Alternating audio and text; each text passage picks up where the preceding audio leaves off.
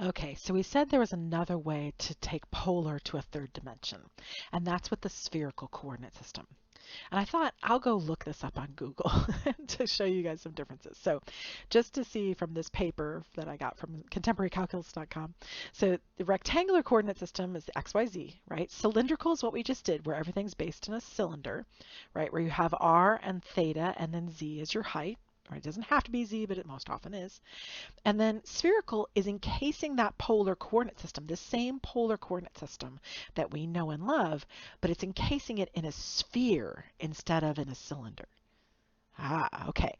So then there's the same angle we had before, theta, but the other two coordinates are changed. We have rho and we have phi or phi.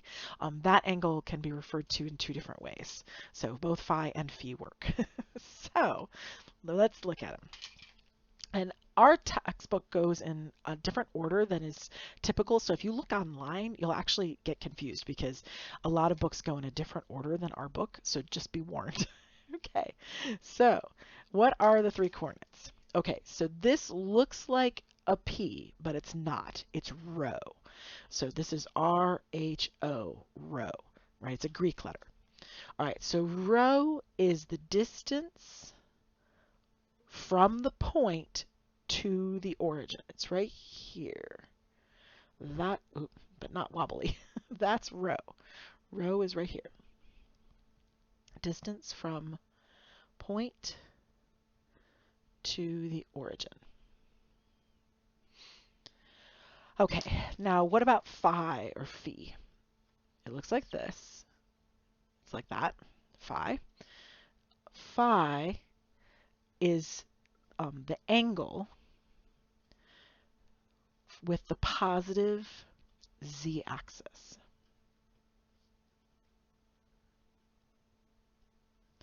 It's this angle right here. That's phi. All right. And then theta is the same theta we've known and loved for a long time, right? So theta is right here. It's the angle with the positive x-axis.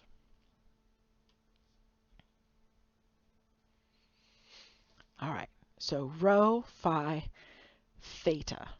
They're Greek letters, all three of them. Now, what are their formulas? So they're kind of kicked up a notch versions of the polar coordinates. So it's key to realize that it's spherical because rho squared is equal to x squared plus y squared plus z squared, which is a sphere, right? That's a sphere. All right, and then x is rho sine phi cosine theta, y is rho sine phi sine theta, and z is rho cosine phi. All right. So this will be key, and you have to use all your trigonometry, all your pre-calculus, Calc 1 and Calc 2 trig is going to come to bear to find those angles. So you're really going to have to know them well.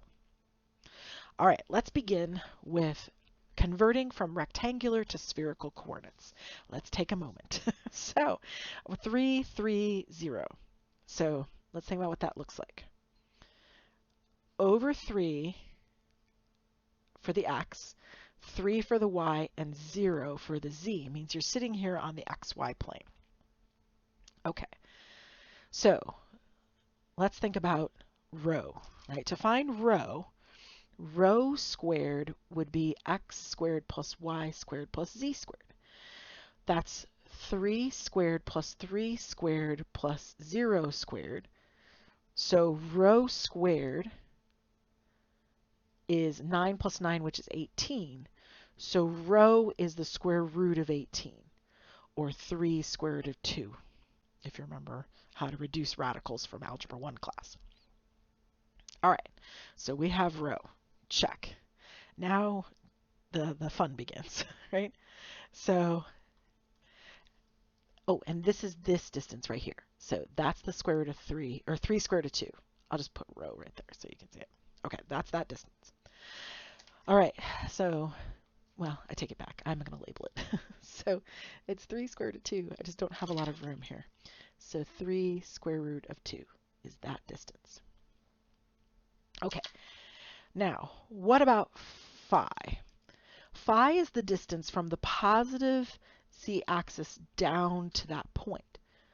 So from the positive z-axis down to that point would be pi over 2 because it's 90 degrees over, right? Because this is sitting on the xy plane. So phi is pi over 2.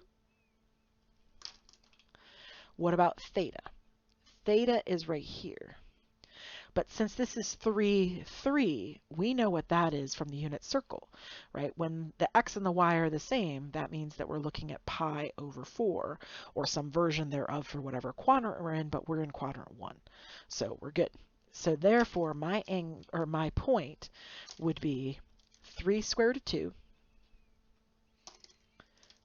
pi over 2, pi over 4. Right? This is theta, this is phi, and this is rho. Oop, my back parentheses got weird. All right, let's do it again, but let's go trickier, right? So the hardest part I'm going to tell you right now is phi as a general rule. Phi is the trickiest bit. Okay, so let's find 1 square root of 3, 2 in spherical coordinates. Okay, so let's think here. So over 1, or out 1, over the square root of 3, up 2, is going to put our point P up here in the first octant, right? So we go out 1, we go over the square root of 3, and we go up 2, like that. Actually, 2 is probably a little bit higher because perspective. All right. Now, how to deal with that? Well, the easiest thing to figure out is rho, so let's start there. So rho squared is x squared plus y squared plus z squared. So that would be 1 squared plus square root of 3 squared plus 2 squared, which would be 1 plus 3 plus 4, which would be 8. So rho squared is 8. So rho is the square root of 8, which is 2 square root of 2. Figured out. Good. Let's do theta next. Okay, so just FYI right here. So we just figured out rho. Rho is this distance right here, right? So that's 2 square root of 2. Actually, I should just label it 2 square root of 2. That distance. Okay, then imagine if you dropped straight down into the coordinate plane and formed a right angle, right? What would the theta be? This way. Well, we still know things about this coordinate plane. So if we think about that coordinate plane, we know that our x is 1 and our y is the square root of 3, right? And so we're coming down into this, right? So we can find that angle. We've known how to find angles like that for a while, right? The tangent of theta would be y over x. So theta would be the arctangent of square root of 3 over 1. And we, of course, know our unit circles from back in the day, and we know that that means that theta is pi over 3, right? Because the sine of pi over 3 is the square root of 3 over 2, and the cosine of pi over 3 is a half, right? Sine of pi over 3 over the cosine of pi over 3 is the square root of 3 over 2 over a half, and the 2's would cancel, and you end up with the square root of 3. So this is why. But there you go. So we know our basic trig. There we have it. Okay, so we know rho and we know theta. Now we have to think about phi. Well, honestly, there's a few ways we can find phi, but one of the things we can think about is that we have a formula here for z equals rho cosine of phi. And I know what rho is, and I know what z is. So I could use those to solve for phi, right? So let's write that in. So z equals rho cosine phi. So I know z is 2, and I'm looking for, oh, and then this is 2 square root of 2 cosine of phi. So then if I divide both sides by 2 square root of 2, that'll make the 2's disappear. So I'll end up with 1 over the square root of 2 equals the cosine of phi. So phi equals the arc cosine of 1 over the square root of 2. And again, we know what angle that is. That square root of 2 should be setting off little bells in your head. That is pi over 4.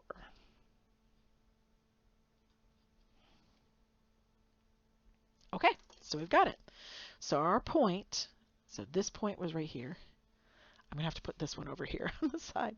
So our point is 2 square root of 2, comma, pi over 4, comma, pi over 3.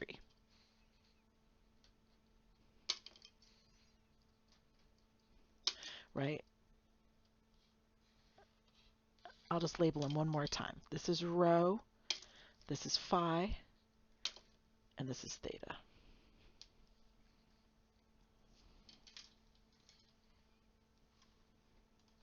Now let's do a conversion the other way. Let's convert from spherical to rectangular coordinates. All right, this should be much more straightforward because we have straight up formulas for these. So x is rho sine phi cosine theta. So remember, rho is 2, phi is pi over 4, and theta is pi over 6. So that means that this is 2 times the sine of pi over 4 times the cosine of pi over 6.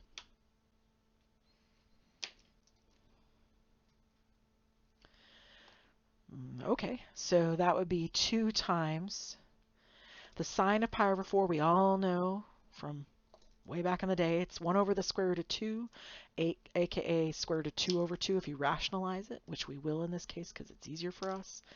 And then the cosine of pi over 6, we all know is the square root of 3 over 2 because we all have our unit circles memorized at this point.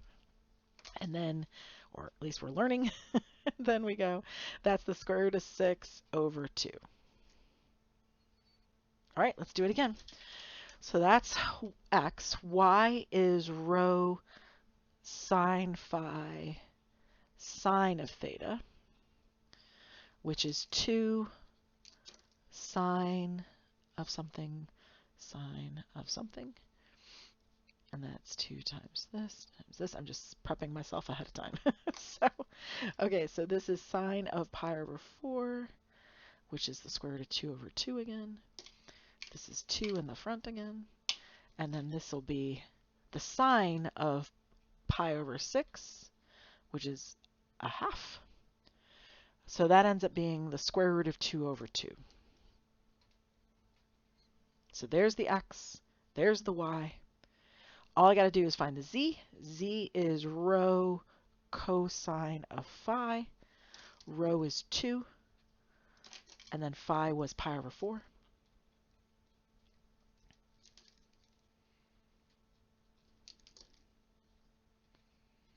So that'd be 2 times the square root of 2 over 2, again, which is just the square root of 2. All right, so that means we have x square root of 2 over, or square root of 6 over 2, square root of 2 over 2, square root of 2. There's x, there's y, there's z.